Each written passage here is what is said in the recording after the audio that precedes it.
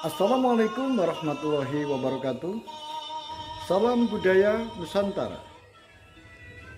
Pemirsa, ketemu kembali dengan Kilamong Putra.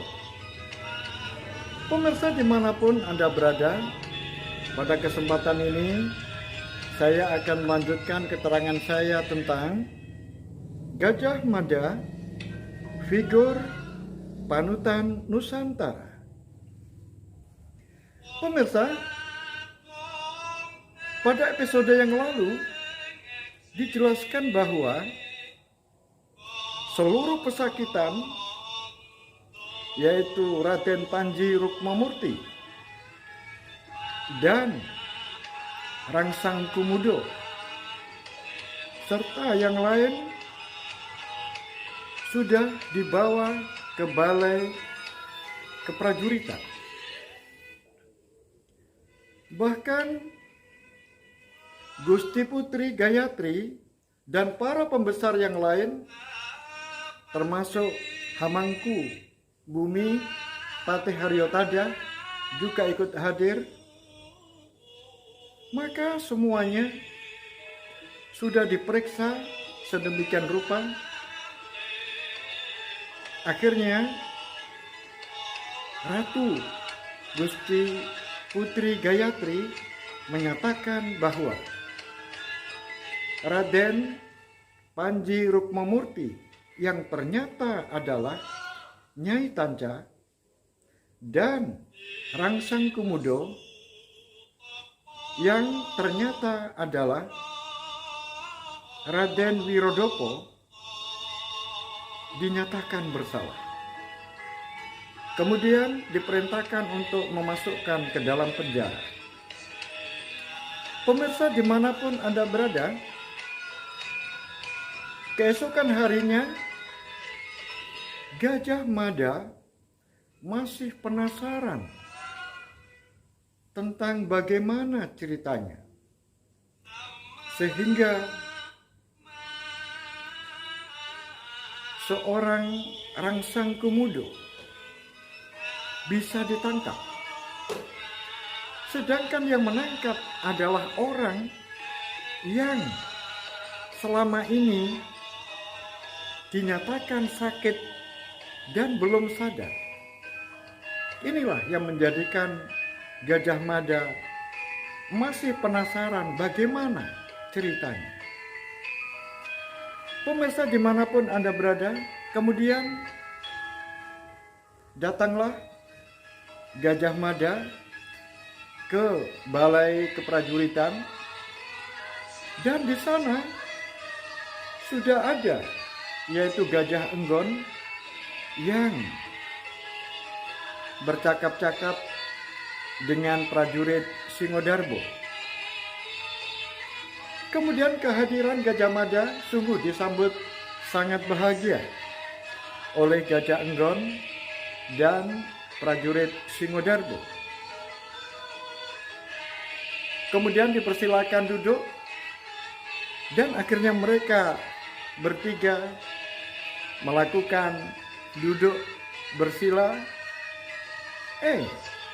Belum lagi mereka bercakap-cakap, sudah terdengar sebuah derap kuda yang tujuannya adalah juga ke balai keprajuritan. Kemudian orang itu menambatkan kudanya dan kemudian masuk bergabung dengan Gajah Mada, Gajah Enggon, dan prajurit Singodarbo. Siapa dia? Tidak lain, dia adalah Pradabasi, seorang bekas prajurit Bayangkara yang sudah hampir 9 tahun meninggalkan kesatuannya.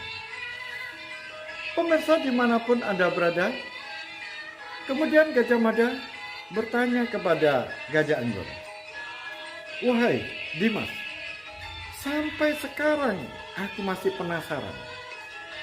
Kamu kok bisa bersandiwara seperti itu? Siapa yang menyangka bahwa kamu bisa menangkap seorang pesakitan, yaitu Rangsang Kumudo. Tidak ada orang yang menyangka. Karena apa? Semua pikiran tertuju bahwa kamu adalah sedang sakit dan belum sadar. Itulah yang menjadikan sahabat-sahabatmu, anak buahmu, termasuk aku sendiri, benar-benar terkejut. Gimana ceritanya?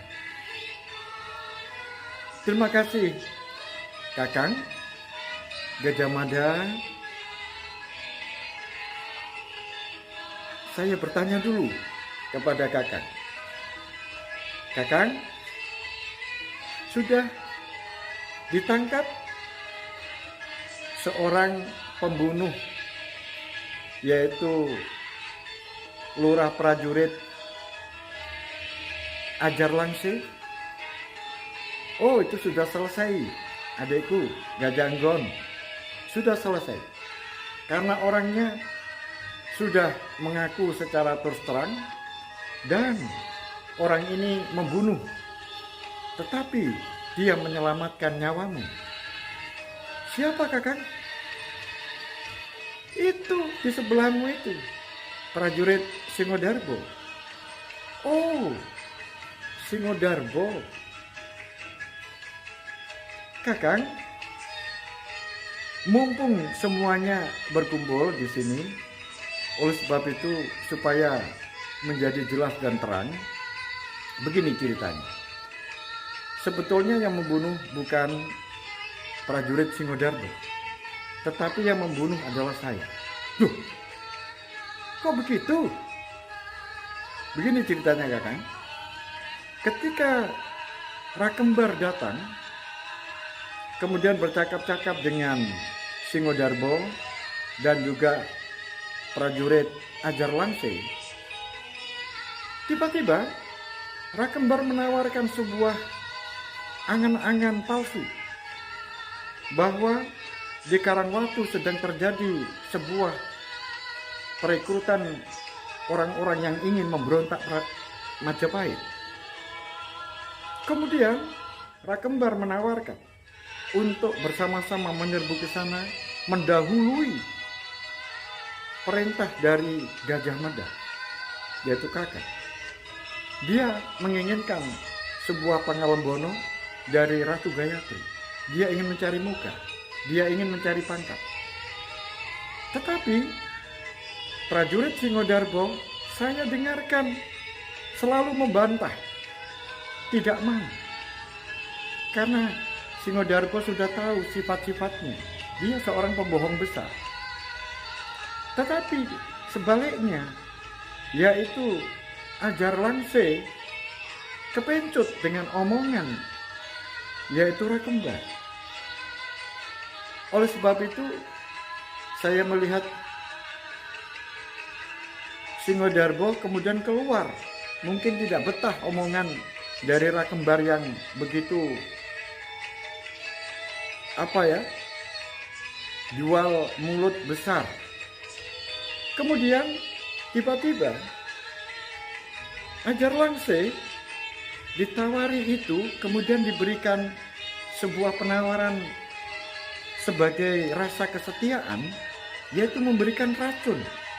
Racun itu disuruh memberikan kepada minuman dan disuruh meneteskan kepada mulut saya. Saya sendiri juga terkejut pada waktu itu. Saya sadar itu. Saya tahu, semuanya saya tahu. Akhirnya prajurit Singodarbo keluar, tinggal mereka berdua. Kemudian Rakembar juga keluar, tinggal dia sendiri, yaitu Ajar Langse. Setelah itu, ketika dia memberikan racun itu, mau memberikan racun ke mulut saya, langsung tangannya saya pukul, saya tampel, kemudian racun itu kocar-kacir, kemudian saya bangun, langsung saya layangkan pukulan dengan kaki saya. Dia jatuh terjungkal, Kakang. Dia bangun, dia melawan. Saya pukul lagi, dia jatuh terjungkal. Akhirnya dia mengambil pisau. Setelah dia mengambil pisau, kemudian pisaunya itu saya rebut. Terjadi pergumulan di bawah, dan dia masih terus berusaha sungguh-sungguh ingin membunuh saya. Akhirnya pisau itu di tangannya sendiri saya tancapkan dengan kekuatan tangan saya, sehingga menancap di perutnya dan mati. Dan itu juga diketahui oleh Nyai Lengger. Nyai Lengger saya suruh masuk ke dalam kamar kecil. Tiba-tiba prajurit Singodarbo masuk. Karena saya juga tidak tahu kalau prajurit Singodarbo ada di balik pintu. Kemudian saya katakan begini, aku tetap tidur seperti biasanya, seakan-akan saya belum sadar. Kemudian, kamu akui semua ini, pembunuhan ini adalah kamu akui, tetapi nanti kalau kamu dihukum karena melakukan kesalahan membunuh orang, maka saya yang bertanggung jawab. Begitu Kakang ceritanya. Luar biasa, luar biasa. Kamu ini kok bisa seperti itu? Aku kan yang mengajari Kakang. Iya. Sudahlah, itu saya anggap sudah selesai. Dan andai kata kamu tidak bercerita seperti ini, pasti aku tidak tahu. Tetap saya mengatakan bahwa yang membunuh yaitu Lurah prajurit Ajar Langse, tetap prajurit Singodarbo. Tetapi karena Singodarbo sudah memberikan keterangan kepada saya 4 mata, dan saya akan merahasiakan, dan maksud saya adalah kasus itu saya tutup, tidak saya lanjutkan. Tetapi sekarang ini seperti ini, justru malah saya lebih tahu lagi. Baiklah, terima kasih Kakang. Pemirsa dimanapun Anda berada, kemudian sekarang aku ingin tahu ceritanya. Bagaimana kok kamu bisa membawa yaitu Rangsang Kumudo langsung kamu bawa ke balai keprajuritan dalam keadaan sudah tertawan dan juga kepalanya tertutup, padahal kamu kan pada waktu itu sakit. Itu banyak orang yang mengatakan seperti itu, sehingga tidak ada yang menduga kalau itu kamu. Waduh, ini ceritanya begini Kakang. Ini juga mumpung ada orangnya semua ini. Kebetulan di sini ada adikku Pradabasu. Ceritanya begini. Pradabasu itu sudah tahu kalau yang namanya Dyah Menur, yaitu istri dari Kudo Amerto, itu sekarang sudah berada di rumah Dyah Wiyat. Dia menyamar sebagai seorang emban karena dia dibawa oleh emban Praborasmi. Saking pinternya Praborasmi, akhirnya Dyah Menur bisa sampai di rumah Dyah Wiyat. Dan yang lucu, Dyah Wiyat dan Dyah Menur ini rukun. Dia sangat baik, kedua-duanya baik. Oleh sebab itu Kakang, pada waktu itu Pradabasu memberikan kabar kepada saya bahwa Dyah Menur pergi ke pasar bersama dengan Dyah Wiyat.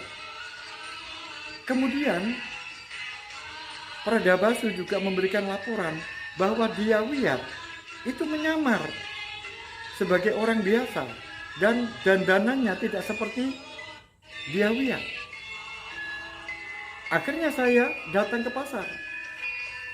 Pradabasu menyamar sebagai orang pengemis.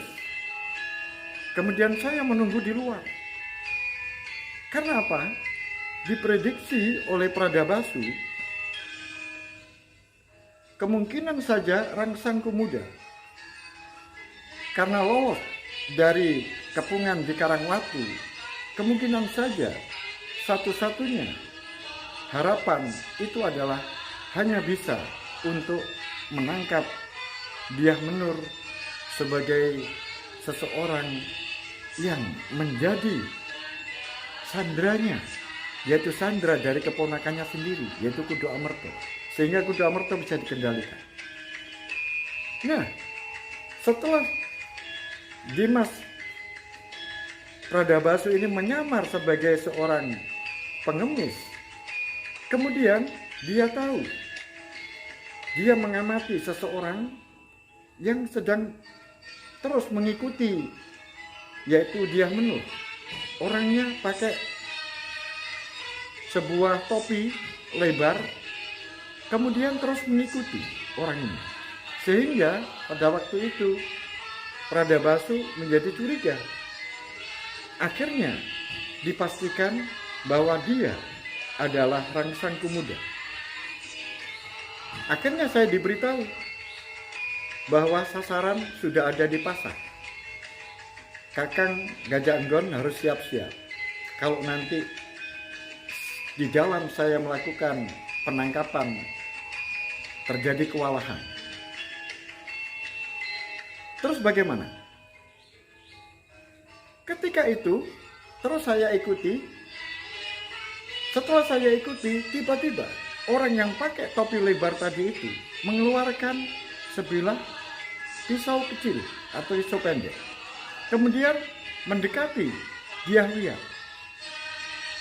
Kemudian menodongkan pisau itu ke Dyah Wiyat. Kemudian disuruh ikut Rangsang Kumuda. Akhirnya orang yang pakai topi tadi itu, saya pegang pundaknya, saya seret supaya menjauh dari Dyah Menur dan Dyah Wiyat. Kemudian saya tanyakan, apakah benar kamu adalah Rangsang Kumuda? Dia tidak mengaku kalau dia Rangsang Kumuda. Kemudian dia balik bertanya, kamu siapa? Aku Pradabasu. Dia agak terkejut. Ini adikku Pradabasu ada di sini. Dia terkejut. Karena apa? Nama Pradabasu kan sudah dikenal banyak orang. Termasuk Rangsang Kumuda atau Raden Panji Wirodopo sudah tahu. Akhirnya dia pura-pura saja tidak tahu. Kemudian saya tidak tahu. Saya bukan Rangsang Kumuda. Adikku Pradabasu mengatakan, baiklah kalau kamu tidak Rangsang Kumuda, berarti kamu tidak bersalah. Kalau begitu ikut saja aku.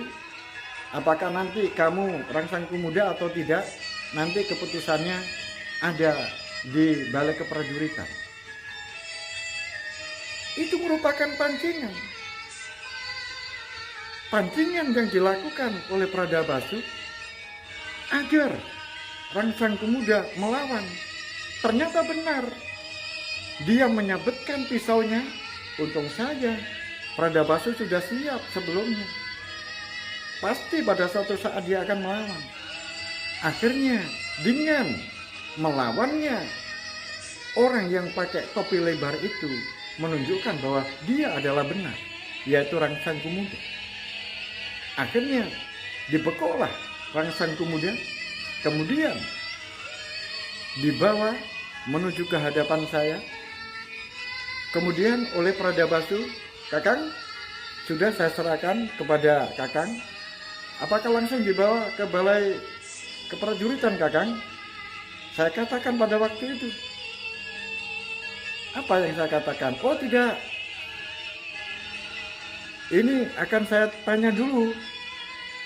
Akan saya pukul dulu sampai acur.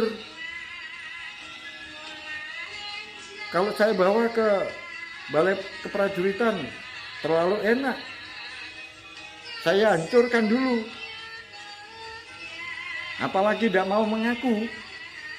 Saya potong-potong nanti tangannya. Itu semuanya adalah untuk menakut-nakuti dia. Akhirnya dia saya bawa. Setelah saya bawa ke suatu tempat, akhirnya dia mengaku kalau dia adalah Raden Panji Wirodopo. atau Rangsang Komodo. Seperti itu Kakang ceritanya. Gajah Mada hanya bisa menggeleng-gelengkan kepala saja. Ini merupakan sebuah sandiwara yang luar biasa, sebuah penyamaran yang luar biasa. Adikku Pradabasu, kamu luar biasa. Sungguh tidak ada orang yang bisa melakukan kalau tidak kamu. Demikian juga adikku Gajah Anggong. Oleh sebab itu, aku juga mengucapkan banyak terima kasih kepada prajurit Singodarbo yang kamu begitu setia kepada Dimas Gajah Anggong. Kakang lupa ya. Kakang Gajah Anggong ini sudah seperti orang tua saya saja. Dia ini yang mencarikan istri saya. Bagaimana saya tidak setia? Bagaimana saya tidak menghargai? Bagaimana saya tidak menghormati? Apalagi dia mau dibunuh orang. Harus berhadapan dulu dengan saya. Baiklah. Terima kasih. Bagus. Pemirsa dimanapun Anda berada, akhirnya semuanya sudah dalam keadaan cair. Kemudian Gajah Anggong bertanya, "Wahai Kakang, bagaimana perkembangan selanjutnya? Apakah Gusti Ratu Putri sudah menentukan pilihan tentang siapa yang dipilih menjadi pengganti dari Prabu Jayanegara?" Sampai hari ini adikku Gajah Anggong, Dimas, belum dilakukan pilihan. Tapi kalau feeling saya, setelah mengetahui peristiwa-peristiwa yang seperti kemarin kita ceritakan semuanya, pasti yang dipilih adalah yang tua, yaitu Sri Gitarja. Cuma ketika kamu sakit tidak mengikuti, saya katakan kepada Gusti Ratu Putri Gayatri bahwa siapapun yang terpilih jangan pernah memberikan kesempatan atau merajakan suaminya. Jadi harus, kalau yang dipilih Sri Gitarja, maka Sri Gitarja lah yang menjadi raja, bukan Cakradhara. Saya katakan pada waktu itu, andai kata Cakradhara, andai kata Sri Gitarja yang diangkat menjadi raja, maka saya hanya patuh kepada Sri Gitarja, bukan kepada Cakradhara. Demikian juga, andai kata yang dipilih itu Dyawiyat, maka saya hanya patuh kepada Dyawiyat, bukan kepada Kudu Amarta. Itu benar Kakang, itu benar sekali. Pemirsa dimanapun Anda berada, kemudian Pradabasu yang sejak tadi diam akhirnya berkata, "Kakang, ini penting. Kakang harus mengikuti perkembangan di Keta dan di Sadeng. Sekarang di sana benar-benar sungguh sangat meningkat kegiatannya. Sekarang ini saya prediksi Kakang, jumlah pengikutnya, orang-orang yang berlatih di Sadeng dan di Keta itu kurang lebih 1000. Persenjataannya juga begitu Kakang. Entah, saya sendiri tidak tahu siapa yang mendukung dan siapa di balik ini. Tapi yang jelas, di sini ini ada orang-orang di balik semuanya ini. Oleh sebab itu Kakang, kalau bisa segera selidiki, segera ambil tindakan supaya tidak terlalu membesar. Benar, aku juga pernah mendengar dari Paman Patih Haryotada bahwa di Keta dan di Sadeng sudah meningkat. Tetapi setelah Ratu Gayatri setelah hadir kemarin, itu badannya sudah mulai sering mengeluh kecapean dan sering mengeluh sakit. Ini juga menjadi pertimbangan. Oleh sebab itu nanti kita pelajari bersama bagaimana perkembangan Keta dan perkembangan Sadeng. Pemirsa dimanapun Anda berada, akhirnya mereka semuanya sudah clear permasalahannya dan semuanya terang benderang. Akhirnya mereka berpisah menuju ke rumah masing-masing. Dan bagaimanakah kelanjutan? Bagaimanakah? Apakah Sadeng dan Peta dan Keta akan melakukan pemberontakan?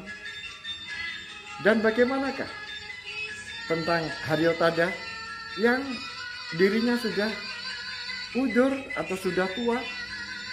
Karena ada kabar kalau dirinya sudah mengajukan pensiun atau mengundurkan diri.